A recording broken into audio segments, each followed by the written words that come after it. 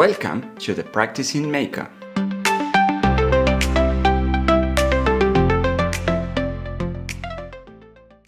It was notoriously advocated by people who regard themselves as a standard of all condensed virtues offered by either a few gods or some ghosts of pragmatical lucidity or some superpower intelligence investing them in superheroes, superhumans, that peasants, artisans, laborers, in definitive, any person who honestly gain money from their work, do not deserve to be in charge of government because they are not prepared for making ordinary commands.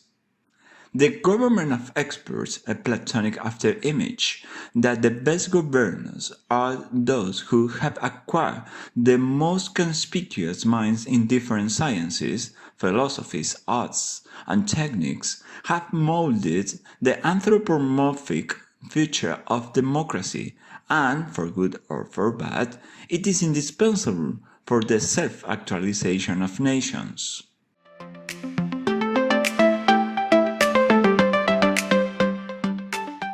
In the book Experts in Government, The Deep State from Caligula to Trump and Beyond, Cambridge University Press, 2023, the author Donald F. Kettl stated, quote, "The fundamental eternal paradox about experts in government is this. It is impossible to implement complicated government programs, from roads to national defense, without experts. However, expert knowledge inevitably creates its own political power and instability, because it is always hard for government leaders to know enough to keep that power in check.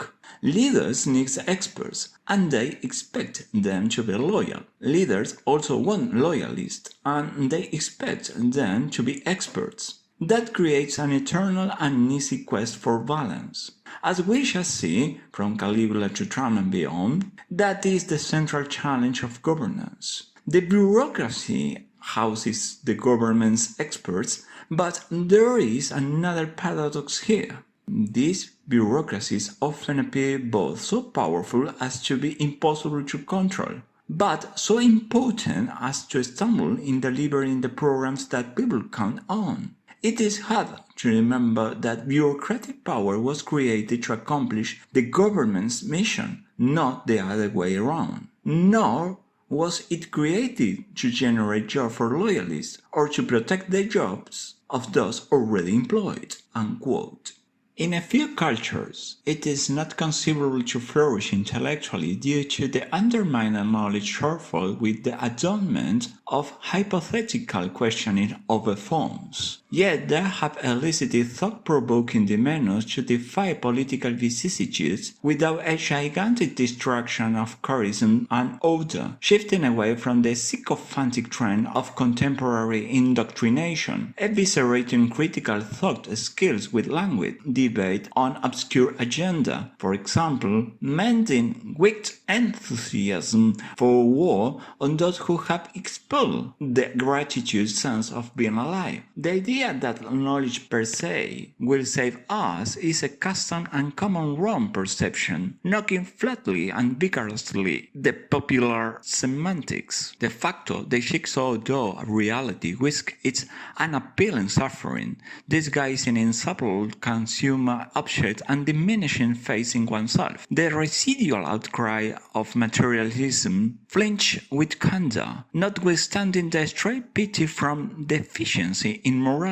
After all, the inner experience of moral claims as the gems of virtuosity has revived an operative and scenic assurance in political figures related to the extirpation of constitutional maladies from their viewpoint, where provisional content in mind has concretely taken over deciphering archaeological prototypes of self-interpretation, concluding that they are the chosen ones to save the human condition of depravity. Although people elect, the candidates emerge from narrow economic circles associated with power, the oligarchy. in correlation with the close emancipation of social movement in democracies, lay upon a faithful prognosis, whose main feature dethroned the perspicacity of those looking for affability and beneficence. The latter has dramatically upbeat reverses of the effective components of demagogical practices.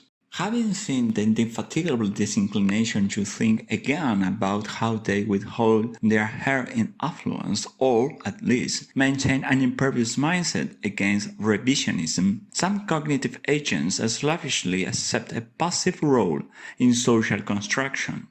In an attempt to postulate an emendation on this classical affair, to equate ignorance with the primordial cause is not the trouble. On the contrary, it is an space to gain knowledge and achieve reservoir of happiness, wisdom, and compassion. True aspiration to set off the occurrences of mystical thoughts or taking for granted assumptions displays a mechanism of complacency. In spilling us following the cadence of our passion for letters, there is no room for improving the human condition with a deficiency of words, syllables, sentences, humanitarian acts, and moral commitments. Underneath the substance of government, the ungraspable concept of truth gushes plentiful theoretical views in unlike manners. Indeed, even a libel could be written a piece of these tendencies, confounding unblemished logical concepts with mere founded opinions. Nevertheless, it suffices to vilify the unabated outlaw rumor by which mild-mannered people have reached the ascription to squander his patrimony on wish lists of political parties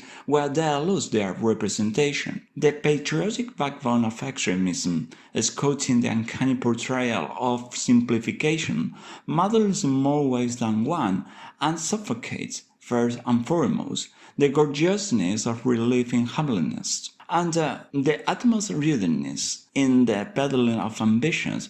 We've been obliged to hold off the issue of being, thinking and elaborating global peaceful ethics with practical exertion. Such a formalism declines perspective of overcoming biases unsettled by a force whose errors sketchily entail a deferral in the deforestation of tongue in a whiff of artificial concoction by the existence of the kingdom of algorithm.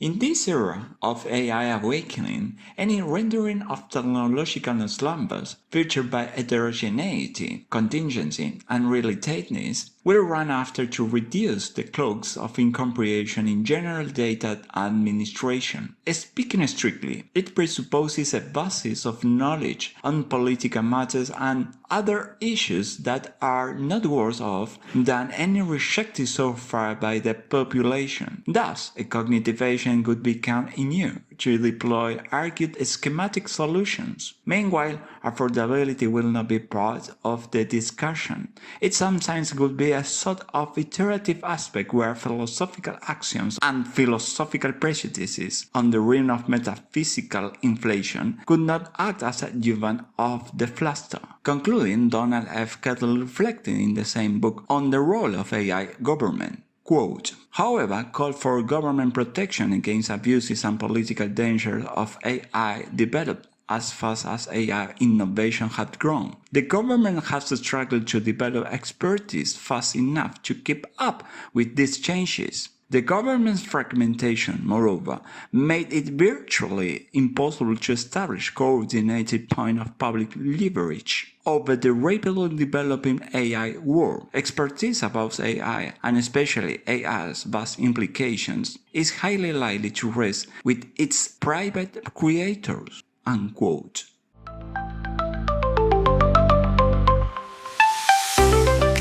Thank you very much for joining us. We were with you.